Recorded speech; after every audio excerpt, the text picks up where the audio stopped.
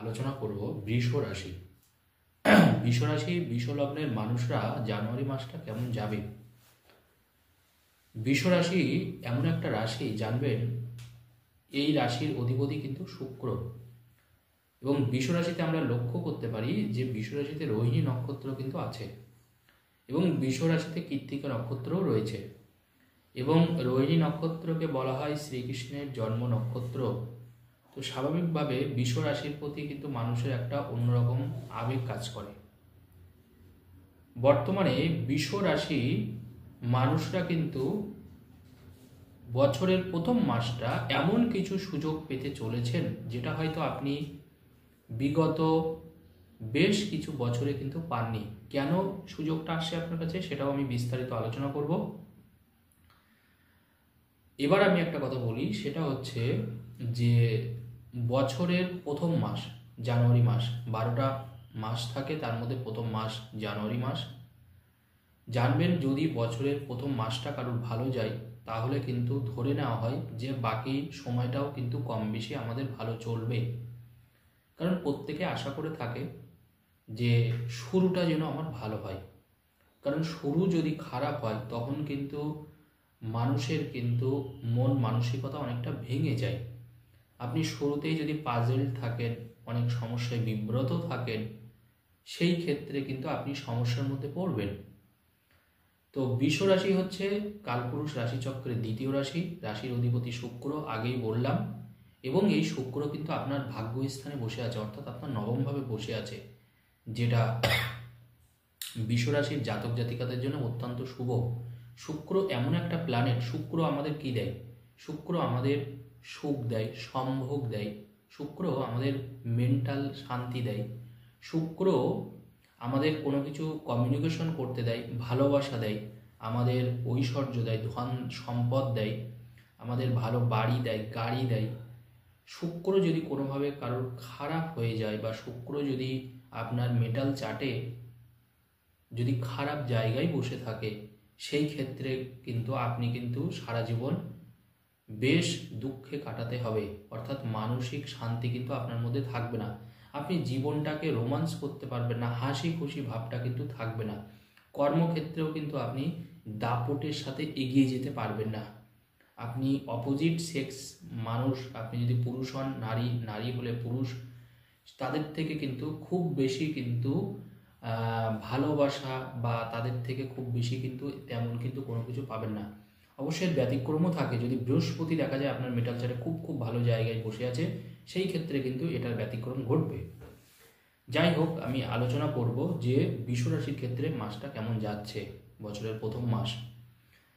তো আপনার রাশির তৃতীয় কিন্তু মঙ্গল বসে আছে, এই মঙ্গলের উপরে মনে রাখতে হবে, এই মঙ্গলের উপরে কিন্তু রাহুর নবম দৃষ্টি আছে, কারণ মঙ্গল কিন্তু জলরাশিতে বসে আছে, কর্কট রাশিতে তৃতীয়ভাবে বসে আছে, খারাপ জায়গায় বসে নেই।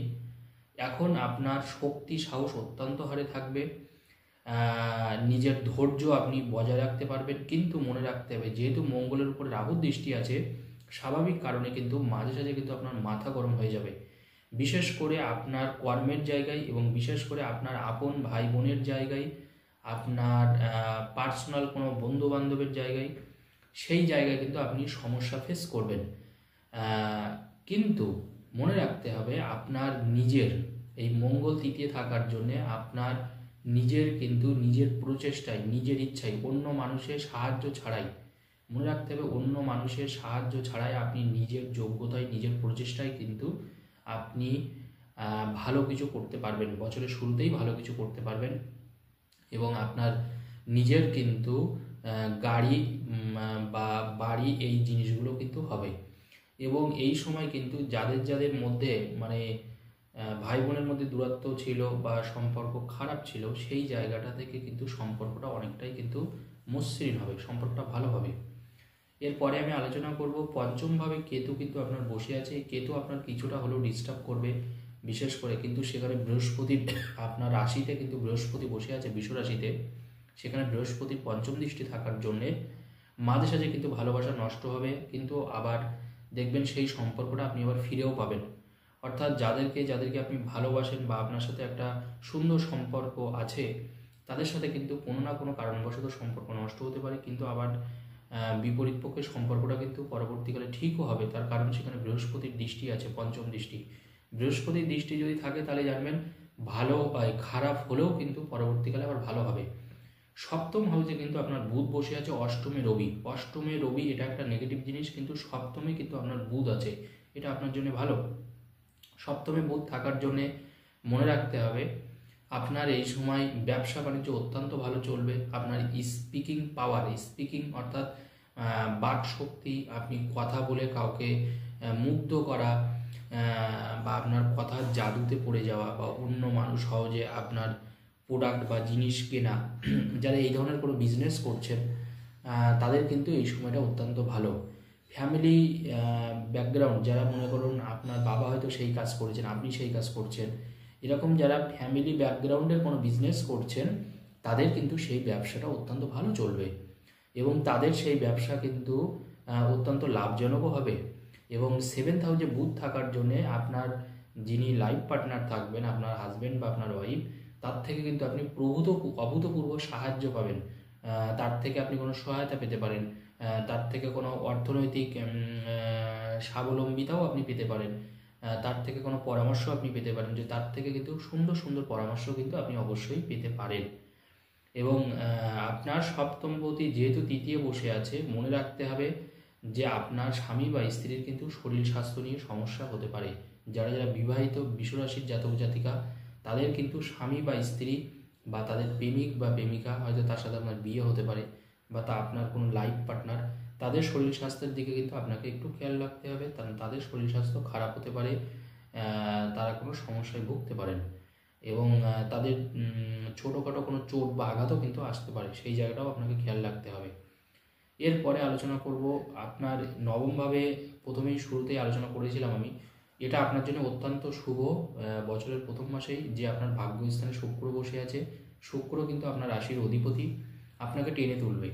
অর্থাৎ আপনি যদি চেষ্টা করেন, পরিশ্রম করেন, ভাগ্য কিন্তু আপনার সাথেই আছে। অনেক মানুষ বলেন যে না, ভাগ্য আমাকে সাপোর্ট করছে না। এই সময় কোনো বিনিয়োগের মাধ্যমে আপনি প্রচুর অর্থ ইনকাম করতে পারেন। খুব ভালো ভালো মানুষের সাথে এই সময় আপনার মানে যোগাযোগ হবে, সম্পর্ক স্থাপন হবে, তারা আপনাকে ভরসা করবে, বিশ্বাস করবে। আপনি এই সময় কাউকে কোনো কিছু বললে সে কিন্তু না করতে পারবে না। এখন আপনার ব্যাংক লোন খুব তাড়াতাড়ি হয়ে যাবে। আপনি এই সময় কোনো মানুষের থেকে যদি অর্থনৈতিক সাহায্যও চান, সেও কিন্তু আপনি কিন্তু পেয়ে যাবেন। এই সময়টাই কিন্তু আপনার নিজের প্রচেষ্টায় আপনার কিন্তু বিয়ের যোগ থাকছে। কারণ রাশির অধিপতি যেহেতু নবমে বসে আছে এবং রাশিতে বৃহস্পতি আছে, অর্থাৎ বিশ্বরাশির কিন্তু বিয়ে আটকানোর কথা নয়, যদি না আপনার হরস্কোপে কোনো বড় কোনো দোষ না থাকে। দশমে কিন্তু আপনার বসে আছে কিন্তু শনিদেব, এবং একাদশে কিন্তু রাহু বসে আছে। একাদশে রাহু থাকলে সেটা কিন্তু খারাপ না, সেটা ভালো। মীন রাশিতে বিশ্বরাশির ক্ষেত্রে রাহু ভালো ফল দেয়। তো আমি যেটা বলতে চাইছি, একাদশে রাহু আছে মানেই বুঝতে হবে আপনার কিন্তু টাকা কিন্তু অন্য জায়গায় আটকে যাবে। অর্থাৎ ইনকাম আপনার হবে, আপনি জানেন যে টাকাটা আপনি পাবেন, কিন্তু একটা লামসাম অ্যামাউন্ট, একটা বড় মাপের অ্যামাউন্ট অন্য মানুষ কিন্তু আপনাকে আটকে রেখে দেবে, সেই টাকাটা কিন্তু ফেরত পেতে একটু অসুবিধা হবে। আমি আশা রাখি জানুয়ারির 15 তারিখের পর থেকে কিন্তু আপনি টাকা পেতে শুরু করবেন। যাদের যাদের এরকমভাবে টাকা আটকে গেছে অন্য মানুষের কাছে, একাদশে রাহু টাকা আটকে দেয়। কাউকে কোনো বড় কোনো অ্যামাউন্ট দেওয়ার আগে অনেক সময় বিভিন্ন কাজের জন্য আমাদেরকে টাকা দেওয়ার প্রয়োজন পড়ে, অর্থ দেওয়ার প্রয়োজন পড়ে। তো দেখা যাচ্ছে একটা বিগ অ্যামাউন্ট, 10 লাখ, 20 লাখ, 50 লাখ আপনি হয়তো কোনো কাজের জন্য দিয়েছেন। এই টাকা দেওয়ার আগে একটু ভালো করে যাচাই করে নেবেন, না হলে কিন্তু সমস্যায় আপনি পড়তে পারেন। অষ্টমে রবি বসে আছে। এবার দেখুন, এই রবি কিন্তু আপনার চতুর্থপতি, বিশ্বরাশির চতুর্থপতি রবি যে বসে আছে অষ্টমে। তো স্বাভাবিকভাবে এই সময় কিন্তু পরিবারের মধ্যেও কিন্তু একটা বাতাবরণ, সমস্যার বাতাবরণ তৈরি হতে পারে। পরিবারের মধ্যে সাপোর্ট আপনি কম পেতে পারেন। এই সময় কিন্তু তাদের থেকে আপনাকে একটু সতর্ক থাকতে হবে। ছোটোখাটো তর্কাতর্কি বা ঝামেলা হতে পারে, একে অপরের ভুল বোঝাবুঝি, এটা কিন্তু থাকবে। জানুয়ারির 16 তারিখ পর্যন্ত কিন্তু একটু মানে খেয়াল রাখবেন এটা। কারণ চতুর্থপতি অষ্টমে রবি বসে আছে। অষ্টমে রবি থাকার অর্থই হচ্ছে কিন্তু এই সময় কিন্তু বেশ কিছু ক্ষেত্রে আপনার বদনাম হতে পারে, বাড়িতে আপনার প্রেশারাইজড হতে পারে, আপনার পরিবারের সদস্য আপনার উপরে কোনো মিথ্যা দোষ দিতে পারে, অ্যালিগেশন আনতে পারে। এছাড়া তাদের থেকে আপনি একটু কম সাপোর্ট পেলেন, আপনার অন্য কোনো সদস্যকে হয়তো বেশি ভালোবাসা দিল, আপনাকে কম ভালোবাসা দিল, এরকম কিন্তু কোনো সমস্যা কিন্তু আসতে পারে।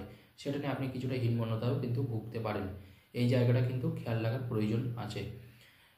এই মাসের ক্ষেত্রে আমি বলবো বৃষ রাশির ক্ষেত্রে যদি এই মন্ত্র আপনারা জপ করতে পারেন সেই ক্ষেত্রে কিন্তু আপনারা ভালো ফল পাবেন। ওম হ্রিং শ্রীং শুক্রায় নমঃ, ওম হ্রিং শ্রীং শুক্রায় নমঃ, এই মন্ত্রটা আপনি রোজ জপ করুন।